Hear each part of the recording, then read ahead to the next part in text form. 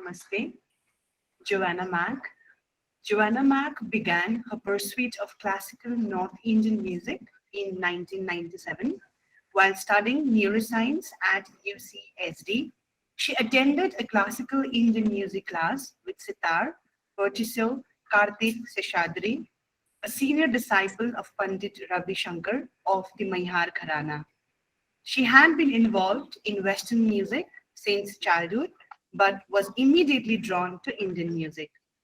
Recognizing Joanna's inherent talent and drive, Karthik ji recommended her to study in Kolkata under the now late Pandit Deepak Chaudhary, also a senior disciple of renowned musician Pandit Ravi Shankar ji.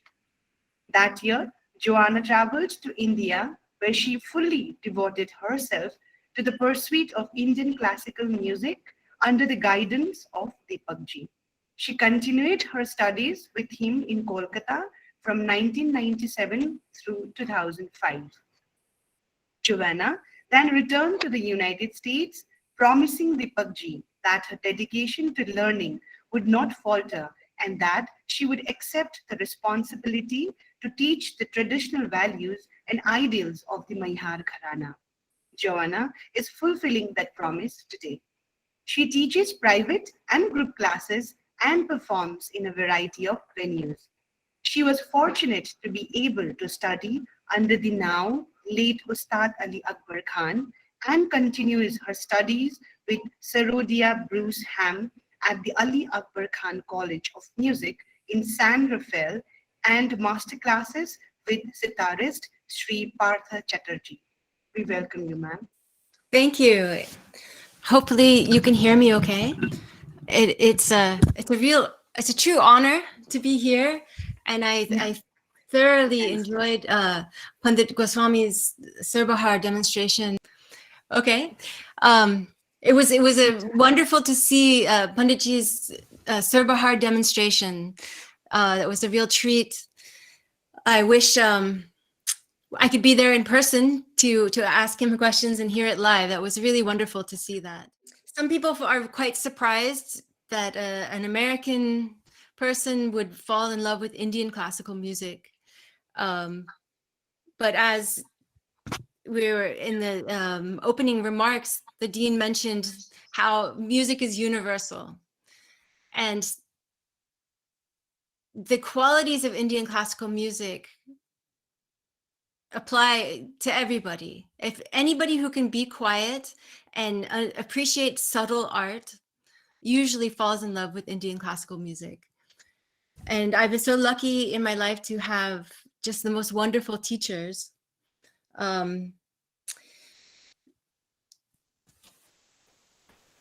After my time with Deepak, coming back to the Ali Akbar College in San Rafael, I found that there's quite a big culture for Indian classical music here in California, because Khan Saab made this college and some eminent tabla players, Zakir Hussain, Sapon Chaudhary, all these great masters of Indian classical music made their homes here. So we're quite lucky to have not only great teachers, but Indian classical music lovers in this area. So I've been fortunate enough to be able to teach and continue my learning through this magical technology we have, Zoom. I'm able to take lessons with Pandit, my teacher, Partha Chatterjee, through Zoom. And so as I'm teaching, I'm learning. And as you all know, you're students, you never stop learning. If there's anyone you can learn from, or is there any way you can go deeper into this music, you continue to go deeper. And that's the joy of Indian classical music, is if you think you know something, then you've missed the idea of it, because you can always learn more, you can always explore more. Just, as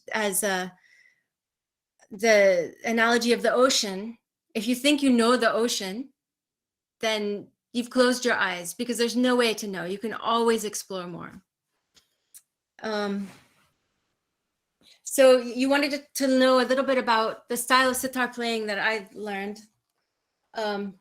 So in the Mahar Gharana, we play with a mix of Drupad and Khel.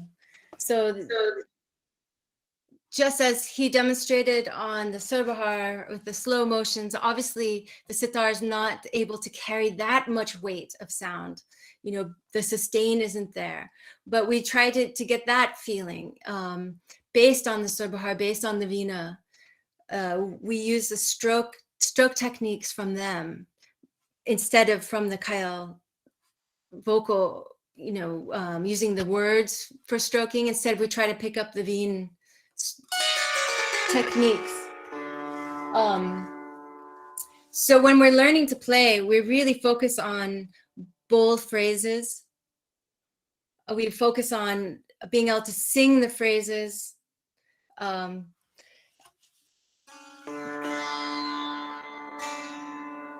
You know, you can carry the note between the notes. You can carry the sound, but not as much as the Surbahar, but at least as much as possible on this instrument. When we're learning the rag, we usually start with learning chalan, sargam, guts, you know, all the traditional material before we learn how to improvise. You know, also you have to spend a lot of time. Theoretically, you spend 3 years learning just techniques on the instrument. So as a I don't know how many of you play sitar, but it seems like most of you might. So your daily practice is going to start with techniques. So usually sapat. So sapat, just going up and down. So I chose to demonstrate on today Rag Basant because it's starting to be spring here. So, you know, everybody knows of sapat, murchana, these things. That I think that's universal with all the different Gharanas. In our Gharana, a little bit different is we do a lot more Krintan, especially Zamzama. So I think that's in all Gharanas, but especially in the Mahar Gharana. We have all kinds of Krintan. So if you play Sapat,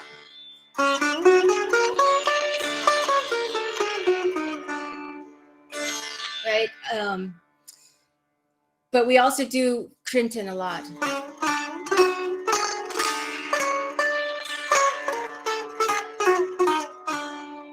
And in our Gharana, we specialize in this particular Krintan style of Zamzama. So we're using the bowls, da da da. Instead of in other Gharanas, you might go, in our style, we would go.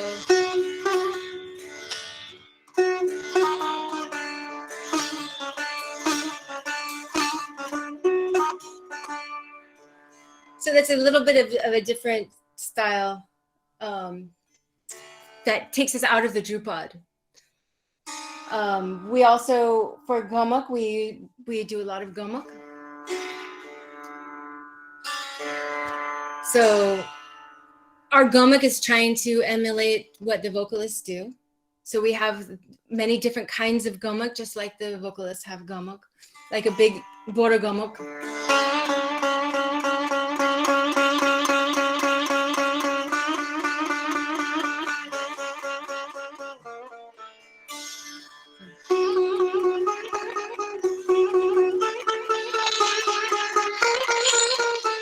But we also have Chota Gomak, small Gomak.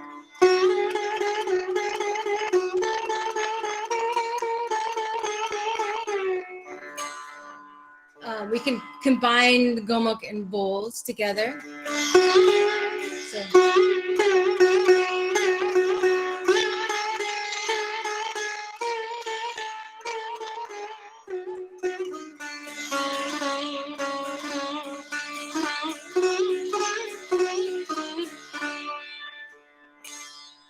So that's one thing that we can do that the vocalist can't do, is take the vocal gomaks and then add bowls. So I think most of the other techniques, we have are pretty similar to other Quranas. We hold our sitars a little bit higher up versus on the knee. And that's because usually we have an upper gourd, the upper tumba. I have mine here.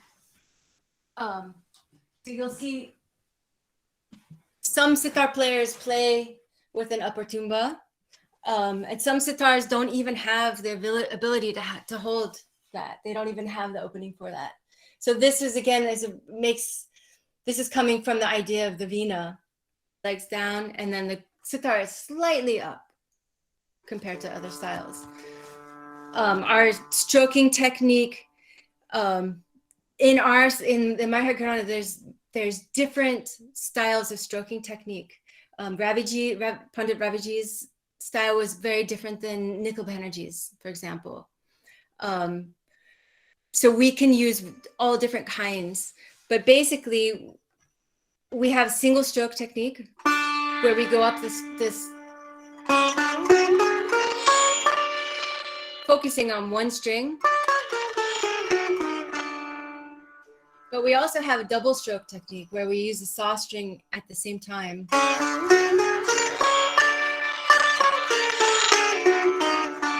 I hope the sound quality is enough that you can tell the difference. So Yes. In some Gharanas, you always hit the saw string to give it almost like a tempura effect. But we have the choice. We can also do just single stroke, depending on the dynamic. Jhala is the same. Jhala is using these chikari strings.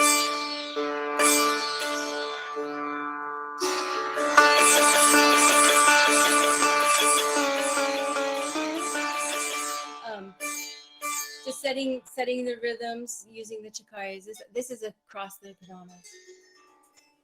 So I think, Samita, is my sound quality enough that I could play a little bit of alap? Yeah. I'm just going to play a short alap, improvised in Rag Basant. And hopefully you can hear that there's that marriage of Drupad and Kyle will be there.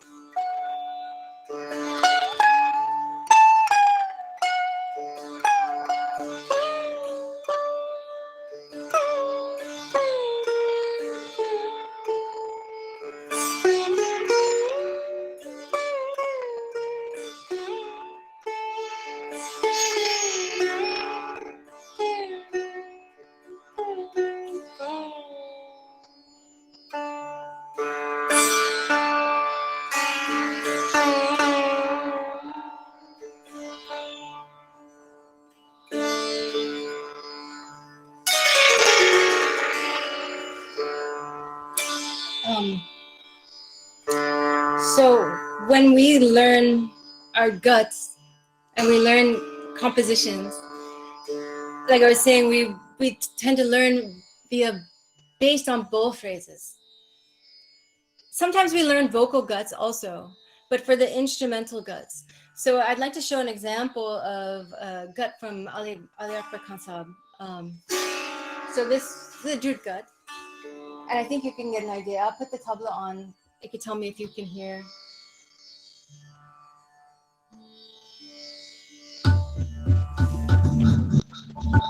Can you hear that?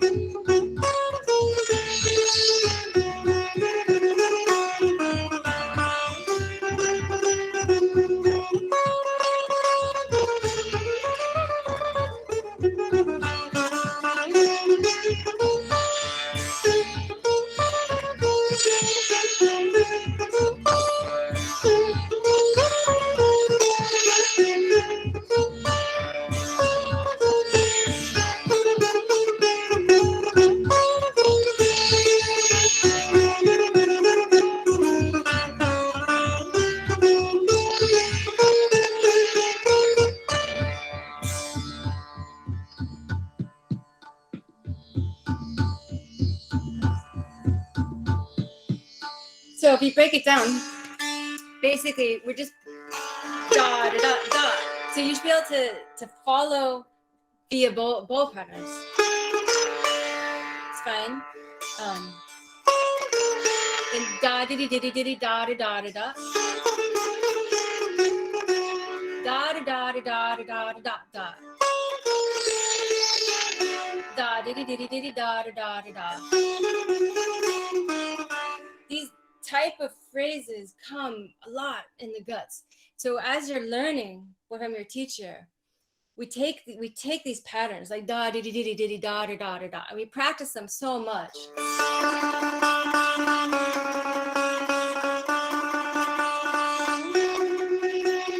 That you don't have to think about it. So that when you learn the phrases in the rags with those patterns, it becomes very simple. Da da da da da da da da da.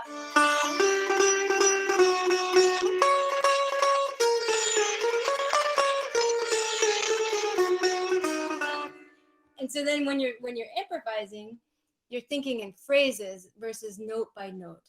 And that's one of the great brilliance of Indian classical music. In Western solos, for example, lots of times people can get really fast, but it's all about notes instead of phrases.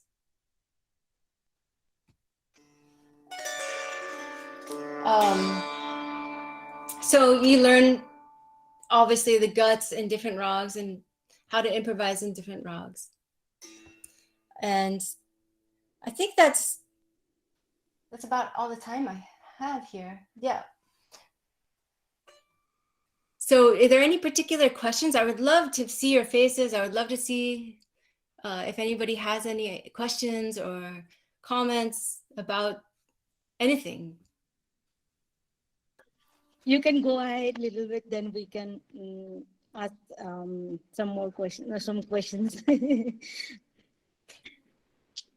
Since it's online, right? It's so interacting with them is become so one-sided. So yeah, please continue.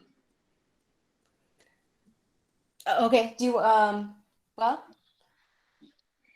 You can talk a little bit. That's what like your experiences in teaching music in the West also. After all, I mean, you have done with your performances. I mean, some composition we would love to hear more, uh, after that we would, I mean, the culture that what you have learned here and how you are, your experiences of teaching there in the West. So we will, but if before that we will love to listen some more musics. Okay. Yeah, teaching here is it's quite nice. What I find, what so I live in Silicon Valley, so I live near Facebook, and Google is right across the street. So most of the students that I teach here they come from India, and they've been studying and studying and studying for these tech jobs their whole lives, and now they finally have a good job, and they feel like they're settled, and so then they want to go back into Indian classical music. So a lot of my students are that they learned a little bit when they were kids, and now they have time to go back and learn.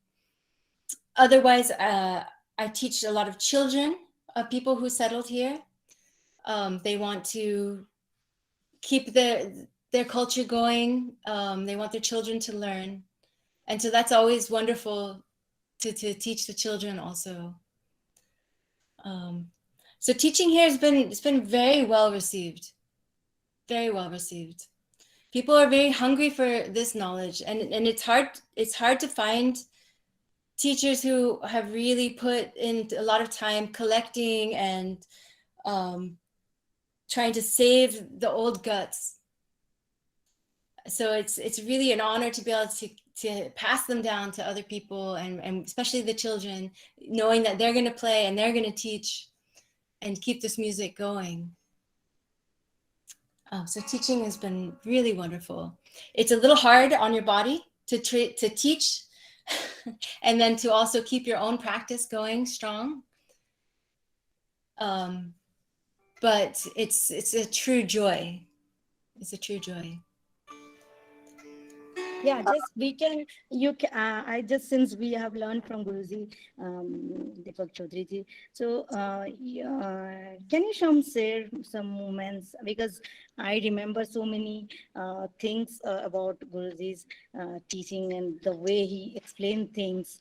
So I think you can share that also. It's amazing. I mean, he used to speak very less, but whatever he speaks, it has something, you know. We know that. So you can share some experiences of learning under Guruji, of course. Yeah, Deepakji was really colorful.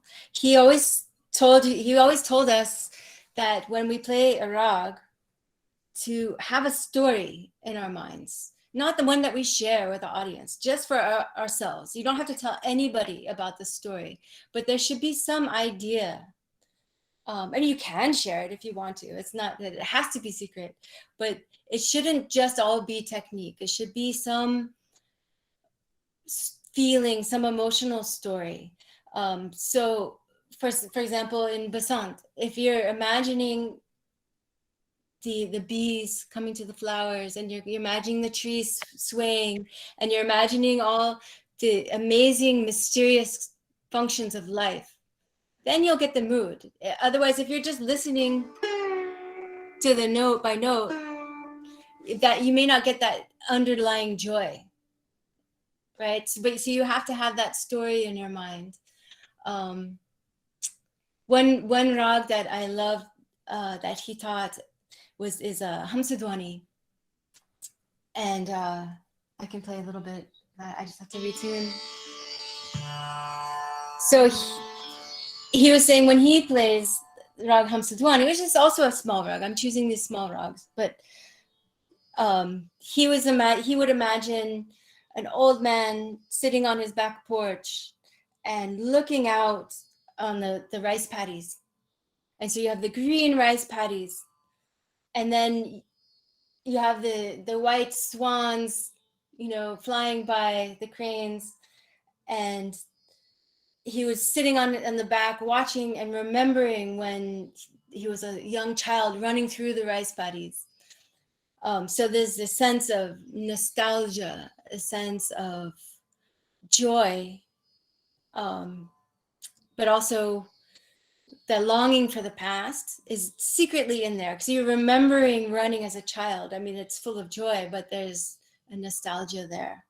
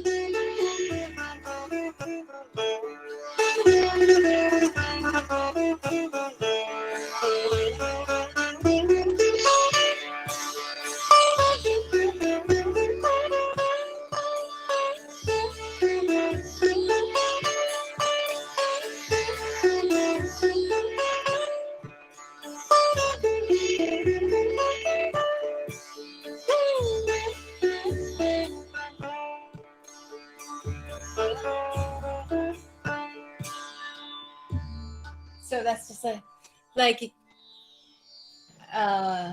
little piece of joy. Hamsadwani in Rupak. So that always reminds me of Deepak Ji because of just he loved to play in Rupak, and then just the story that he told stayed with me. But every rag he taught always had such a beautiful story to it.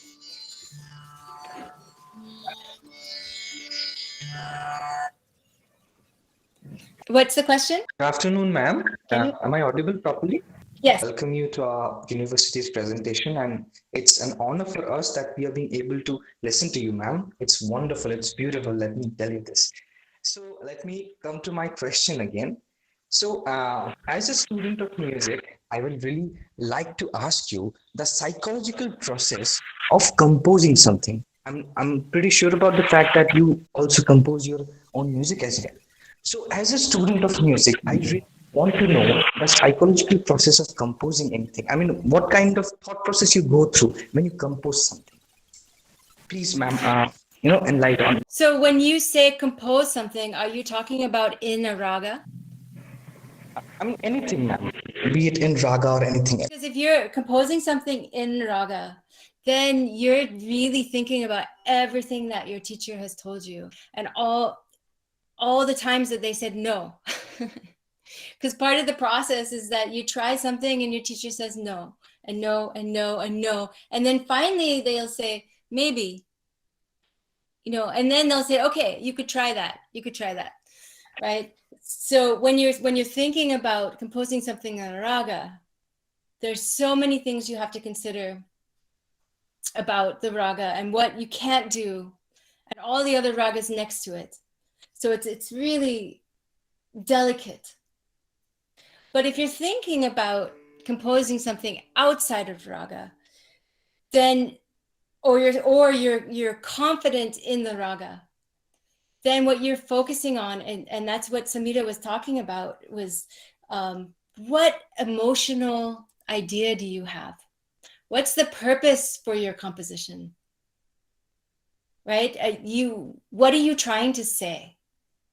I mean, if you think, I just think this sounds cool or these notes sound good together, I don't think that's going to go very far. You have to think, what's the meaning behind what I'm trying to play? And once you have that, okay, I have this feeling and I want to express it, or I have this image and I want to express it, then your ideas will be very clear. Then you can understand, what speed you want it to be in, what, everything will clarify itself. You have to understand what it is you're trying to say. So I hope that answers that question. Thank you, ma'am. Thanks a lot. Thanks a lot. So I will like to add on another question along with this. So sometimes, ma'am, what happens? For example, I have an idea in my mind and I'm composing my stuff according to that. But sometimes what we see is during, some kind of experimentation, we come across some kind of group of notes which are sounding well, but it may not go exactly the way I'm thinking it should be. So should I keep that, or should I discard it because it is not going with my purpose? I would say that, and this again applies to any kind of artist, when you come up with something and you feel like it's almost correct. So I'm not a composer, I'm an improviser, right? So when I play something, it's gone. I don't try to remember it. Maybe if it's something like a gut, I'll try to remember it. For me, I'm playing and then it's gone. That's different. For you're trying to compose something and have it express something permanently.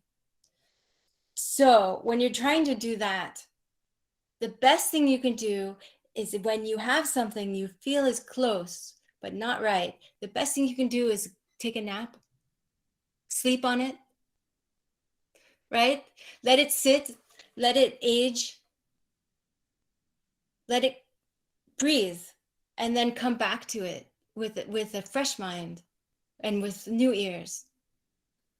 Because there's usually something in there. If you said it, if it's something that's close but not right, sometimes it just needs to grow up a little bit on its own in your mind, in your subconscious mind.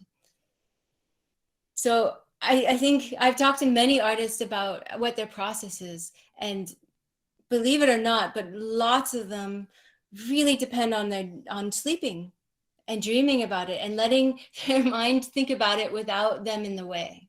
Tanmay's questions. I mean, what I think is like, again, composing means what you want to compose, as you said, a rag or a composition in rag, or using rag in any kind of composition, maybe some piece of music. So beyond this philosophical things and what we have said, like we need a nap, we need to think. I think there are some structures of composing all these things, right? Like if you are composing the gut, so it has some rules and regulations. Of course, we know that there is improvisation, there is everything, and the thing which, as she's rightly said, if it is in the grammar, if it is in the combination of the notes, should I take it or not? I think that you keep listening, maybe you will like it. If you don't like, then you can always take another phrases. I think so. So this is the way it should go. So any other questions, please? It's good that it's happening good, quite interactive. And that what just Tanmay get into is it. Another question which one of my students has texted me. He was asking about like any uniqueness of the composition of Maya Ghanana. That's what he was. The uniqueness. How are they unique? Well, I think as I was talking before, the compositions come from the full phrases versus trying to copy the vocal words of the song. So I think that makes them quite unique. The playing techniques, bowls. right? That makes, and the blue bowls, right hand bowls, that also Right. So I mean, if define if you're copying a song, yeah. the guts are going to be different than if you're doing instrumental gut. So my heart Gharana, and also, you know, some other Gharanas, of course, everyone has their own different instrumental gut, but we're really based on the bowl phrases. So that gives it some new uniqueness. And of course, the different Gharanas, they do treat the ragas a little differently. So there's always that too. True. Thank you so much. You really well discussed about techniques of sitar playing in Maya, other basic things which our students also need to learn. And you talked about the individuality of every musicians and the sitar players of a particular gharana. So our personal identity, personal styles also matter along with our gharana styles. So it is really enriching and it's really a successful, and I'm really from my core of heart, I thanks a lot for being here and sparing this much time in the midnight. So thank you so much. Thank you so much.